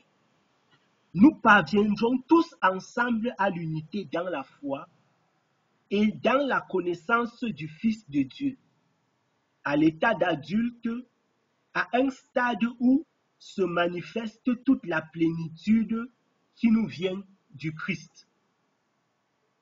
De cette manière, nous ne serons plus des petits enfants ballottés comme des barques par les vagues et emportés ça et là par le vent de toutes sortes d'enseignements. Donc, Dieu a fait des dons à l'Église. Il a fait don à l'Église de ces personnes afin que le peuple de Dieu soit conforté dans la vraie doctrine. Malheureusement, beaucoup véhiculent la mauvaise doctrine, la doctrine malsaine. Au lieu de véhiculer la saine doctrine, ils véhiculent la doctrine malsaine, malheureusement. Mais Dieu a donc fait à l'Église un don afin que le peuple de Dieu soit conforté dans la vraie doctrine, dans l'enseignement juste, pour qu'il ne soit plus ballotté de ça et là, de gauche à droite, dans les mauvais enseignements, dans toutes sortes de doctrines, à la merci des hommes habiles à entraîner les autres dans l'erreur. À la merci des hommes habiles à entraîner les autres dans l'erreur. Au contraire, en exprimant la vérité dans l'amour, nous grandirons à tous égards vers lui, qui est la tête, le Christ. C'est de lui que le corps tout entier tire la croissance pour affermir dans l'amour sa cohésion et sa forte unité, en venant de toute et sa forte unité lui venant de toutes les articulations dont il est pourvu, pour assurer l'activité attribuée à chacune de ses parties. Donc Dieu a fait don à l'Église des apôtres, les prophètes, les pasteurs, les évangélistes et les docteurs, afin que le peuple de Dieu soit mature, soit apte à rentrer dans le plan de Dieu. Dans la version 8 secondes, on dit clairement pour le perfectionnement des saints en vue de l'œuvre du ministère et de l'édification du corps de Christ. Pour le perfectionnement des saints en vue de l'œuvre du ministère et de l'édification du corps de Christ. Donc, les apôtres, les pasteurs, les docteurs, qu'on appelle souvent ministères d'autorité, ce ne sont que des ministères en particulier dans l'Église, mais il y en a une multitude d'autres. Ceux-ci, le Seigneur les a mis en particulier comme un don dans l'Église, afin que chacun soit enseigné et que chacun sache quelle est la part qu'il doit apporter dans l'œuvre de Dieu. C'est ça. Afin que les frères et les sœurs soient enseignés et que chacun puisse aller dans la direction où Dieu l'appelle. C'est ça l'œuvre du ministère. Donc, ils doivent enseigner l'Église pour que chacun prenne la position où il doit être. Ils doivent enseigner l'Église afin que chacun se retrouve dans la posture où il doit être pour accomplir son ministère normalement. Donc, toi qui dois prier, il faut que tu sois enseigné pour aller dans ta direction. Toi qui dois être dans la diaconie et toi qui dois être dans l'exhortation, toi qui dois être dans la compassion, toi qui dois, etc., qui doit être dans le don, dans les libéralités. Chacun va donc être enseigné par la bonne et la juste doctrine. Et ensuite, selon l'œuvre du Saint-Esprit dans chaque personne, on va être conduit par le Seigneur à prendre une direction particulière. On va être conduit par le Saint-Esprit à avancer dans une direction particulière parce que c'est cette œuvre-là que Dieu veut accomplir au travers de nous. Il y aura donc dans l'Église, dans les assemblées, dans la maison de Dieu, quand je dis la maison de Dieu, ce n'est pas le bâtiment. Parce que quand l'apôtre Paul dit que car Dieu n'est pas un Dieu de désordre, et que si quelqu'un veut avoir un service dans la maison de Dieu, veut être ancien, ce qu'on appelle évêque dans la version 8 secondes, quand l'apôtre Paul dit qu'il faut qu'il sache d'abord gérer sa maison pour gérer la maison de Dieu. Il ne s'agit pas de gérer le bâtiment, il s'agit de gérer l'Église, c'est-à-dire les chrétiens. Donc, pour que tu aies de l'autorité, pour que tu reçoives un ministère avec honneur dans l'assemblée chrétienne, il faut que tu saches déjà gérer ta maison. Quand on dit que le monsieur s'il gère vraiment bien sa maison, c'est pas pour dire qu'il gère les portes, les fenêtres et les assiettes. On parlait de sa femme et de ses enfants. Mais quand ça concerne l'Église, les gens deviennent subitement étranges, ils ne comprennent plus bien le français. Maintenant, on va commencer à confondre l'Église avec la dénomination. Pourtant, ça n'a rien à voir. Ce sont les personnes. C'est une parenthèse.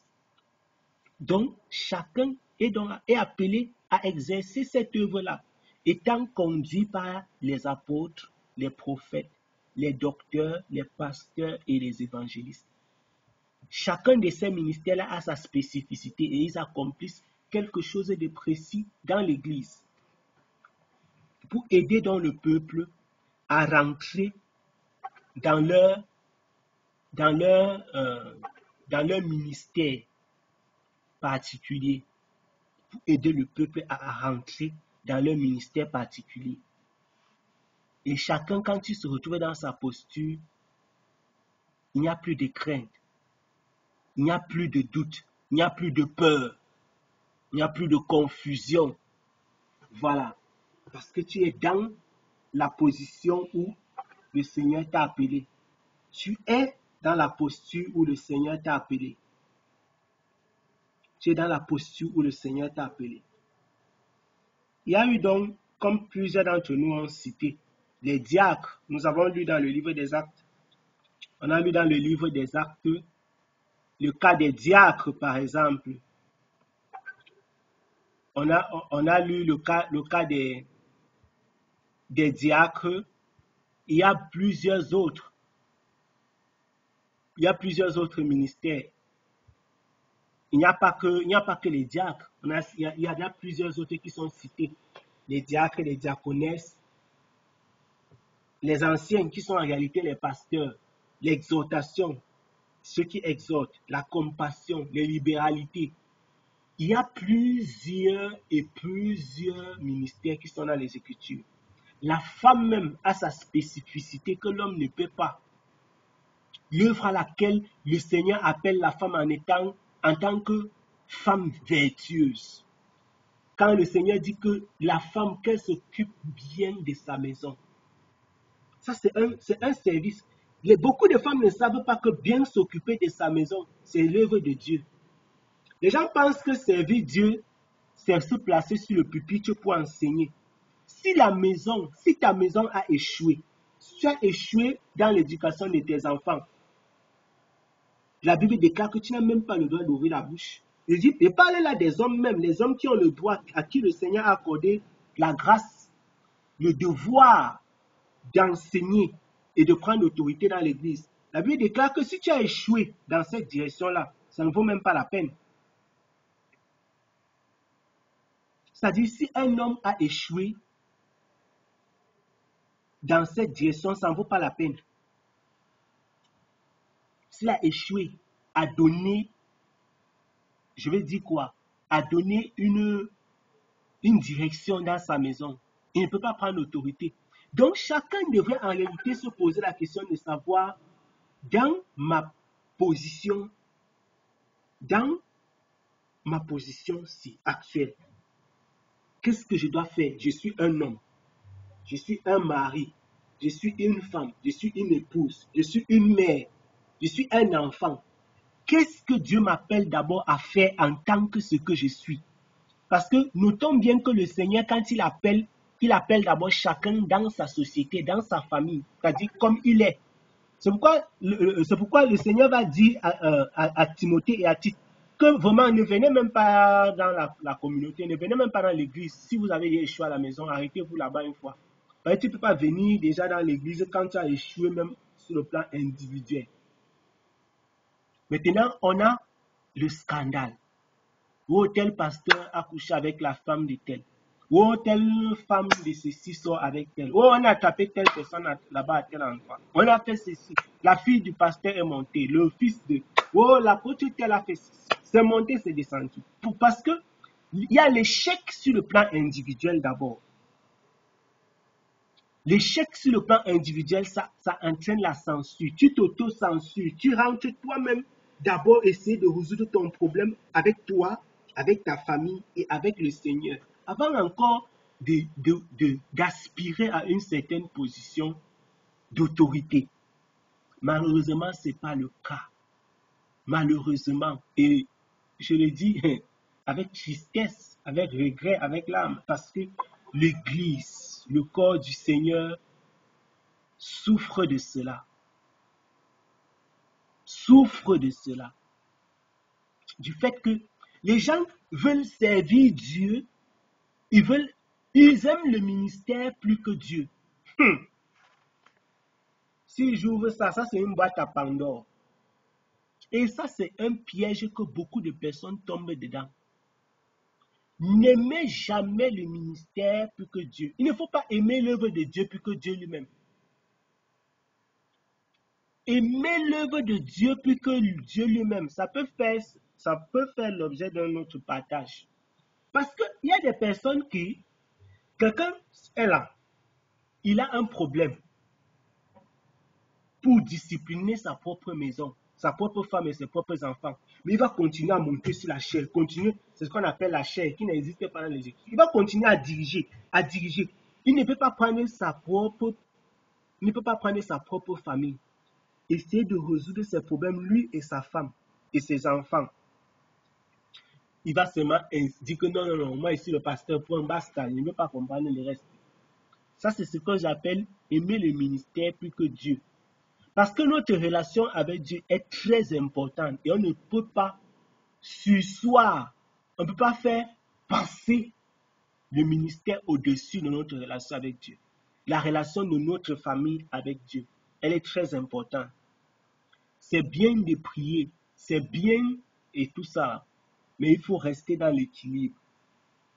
Très important, c'est très, très important. C'est pourquoi, malgré les scandales, vous allez voir, malgré les scandales qui touchent la vie des personnes, des scandales ouverts même, les gens continuent. On sait, je connais moi-même, je connais beaucoup de cas. Malheureusement, tout le monde sait, on dit que non, vous voyez tel pasteur comme ça, ils sont avec tel ancien. Mais c'est scandaleux ça. Normalement, il ne devrait même pas attendre qu'on le sanctionne, que les gens en parlent. Non, lui-même, il doit prendre sa route. Il part devant le Seigneur et gérer ses problèmes. Il laisse la vie publique. Il laisse l'assemblée. Il part devant le Seigneur parce que là, c'est une affaire de toi et Dieu. Mais pourquoi est-ce que les gens continuent à venir dans le public? Pourquoi? Parce qu'ils aiment le ministère. Ils considèrent ça. C'est comme si... Mais ils aiment plus le service là que Dieu lui-même. Donc ça, c'est ce que j'appelle aimer l'œuvre plus que lui, plus que l'auteur de l'œuvre. C'est-à-dire, tu veux servir Dieu plus que... Je vais même appeler ça comment? C'est vraiment incongru, quoi. C'est-à-dire, tu es attaché à l'œuvre que Dieu t'a appelé à faire, entre guillemets, plus que Dieu lui-même. Vous voyez ça? Quelqu'un, comme on dit souvent, comme on dit souvent, il y a un truc qu'on dit souvent au pays là, hein, que tu parles au deuil de quelqu'un, tu pleures plus que lui. Dieu t'appelle dans son affaire. Maintenant, tu viens pour faire l'œuvre là. Tu oublies même Dieu. Il y a des gens qui ont oublié Dieu depuis le départ. Donc, maintenant, ce qu'ils sont en train de faire là, Dieu n'est plus dedans. Parce qu'ils ont laissé Dieu depuis. Ils ont abandonné Dieu depuis.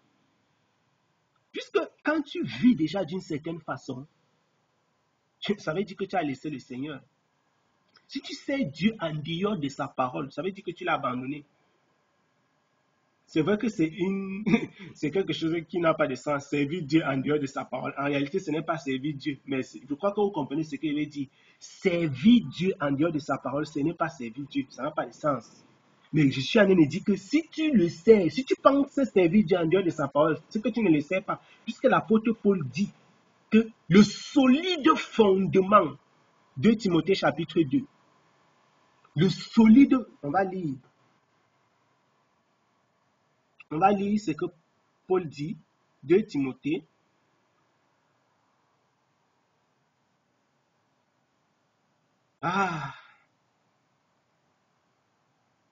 Le fondement. 2 Timothée au chapitre 2, verset 19. 2 Timothée chapitre 2, verset 19, il dit ceci. Néanmoins, le solide fondement de Dieu,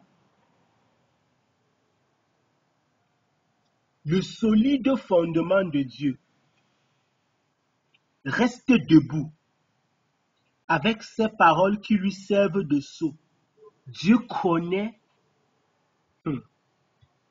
Néanmoins, le solide fondement de Dieu reste debout avec ces paroles qui lui servent de sceau.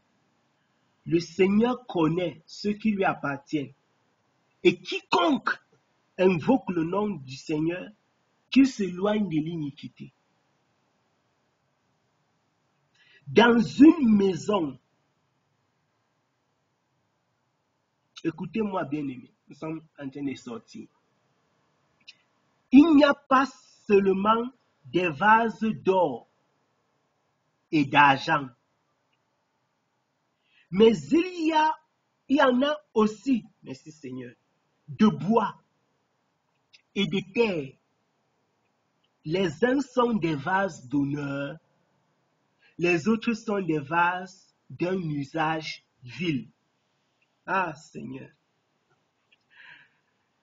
Si donc quelqu'un se conserve pur et en s'abstenant de ces choses, écoutons bien aimé, si donc quelqu'un se conserve pur en s'abstenant de ces choses, il sera un vase d'honneur sanctifié, utile à son maître, propre à toute bonne œuvre. Il sera un vase d'honneur sanctifié, utile à son maître, propre à toute bonne œuvre. Je crois que c'est tout simplement merveilleux. Le Seigneur, il dit qu'il y a un solide fondement. Dieu connaît ce qui lui appartient. Et quiconque invoque le nom du Seigneur. Voilà le fondement. Voilà le fondement. Le fondement de Dieu. Donc, si quelqu'un te demande c'est quoi le fondement de Dieu, le solide fondement de Dieu, 2 Timothée chapitre 2 verset 19. Dieu connaît ce qui lui appartient. Et quiconque invoque le nom du Seigneur, qui s'éloigne de l'iniquité. Maintenant, comment invoquer le nom du Seigneur? Servir Dieu comme si c'était de la drogue. Et se détourner de ce même Dieu-là. Comment? Servir Dieu sans Dieu, ce n'est pas possible. Le solide fondement de Dieu, il reste debout. Même si nous tombons, le solide fondement reste debout. Le Seigneur connaît ce qui lui appartient. Et quiconque invoque le nom du Seigneur, qui se détourne, qui s'éloigne de l'iniquité. La Bible déclare donc que si nous nous séparons de l'iniquité, si nous nous séparons du mal, si nous nous séparons de l'impiété, alors nous serons un vase d'honneur. Parce qu'il y a plusieurs vases dans une maison. Et les vases sont utilisés en fonction de leur nature. Si tu as un vase de bois, quand tu entres dans une maison, il y a les assiettes qui sont à la cuisine, souvent on balance même ça au sol comme ça, c'est-à-dire c'est les assiettes qui sont là. C'est comme ça, c'est au sol. Il y a les plats plastiques. On ne peut utiliser ça que pour servir le couscous. Donc c'est quand le couscous brûle dans la marmite là qu'on utilise ça pour racler comme ça. Mais tu ne peux pas voir, même quand c'est le même couscous là à table, on ne peut pas mettre le même plat à la table. Je suis en train de prendre une image que nous connaissons pour nous montrer comment les ustensiles peuvent être utilisés différemment dans une maison. Il y a les plats qui sont là toujours à la cuisine. Personne ne se soucie même de laver ça, de faire de ça quelque chose. Non, parce que leur gloire, c'est là-bas dans la cuisine. Le petit plat plastique qu'on racle le couscous avec là, sa gloire, c'est d'être utilisé là-bas dans la cuisine. Si tu enlèves ça là-bas de la cuisine et tu mets ça ailleurs, on va dire que qui a mis le plastique ici? Comment tu peux servir à table avec le plat plastique? Ça va devenir les problèmes. Voilà. C'est la même chose, le plat inox. Ça, sa posture, ça, sa position. Ça, le plat cassable. Maintenant, il y a les plats qui sont dans la moire, qu'on utilise même une fois par an. Il y a même des plats qu'on n'utilise jamais. Il y a des gens qui ont certains plats qui ont même fait 5 ans, ils n'ont jamais utilisé. Tellement il y a de l'honneur dans ces plats-là. Mais le jour où on sort ça, il y a des maisons, tu vas arriver comme ça. Il y a la mer. Il y a on dit que non, ça c'est l'assiette du Père. Ça, c'est l'assiette. Donc, ça, c'est l'assiette. C'est quand on a une fête particulière. C'est ça. Tu vas être un vase d'honneur pour le Seigneur. Tu sais ce qu'il y a à faire. Pour accomplir l'œuvre dans l'honneur. L'œuvre d'honneur, ça ne veut pas dire que tu vas commencer à réveiller les morts. Je dis vite ça avant de finir. C'est que tu vas servir Dieu à la façon du Saint-Esprit. Quand tu te mets à part, quand tu te sépares du péché, de l'iniquité, Dieu commence à t'utiliser à sa guise. Et il fait de toi son bon plaisir. Mais quand il y a l'iniquité, il y a la confusion. C'est ton œuvre qui avance et non celle du Seigneur. Si nous voulons donc être un vase d'honneur pour le Seigneur, nous savons ce qu'il y a lieu de faire. Néanmoins, cependant, le solide fondement de Dieu reste debout, avec ses paroles qui lui servent de sceau. Le Seigneur connaît ceux qui lui appartiennent et quiconque prononce le nom du Seigneur, qu'il s'éloigne de l'iniquité. Amen.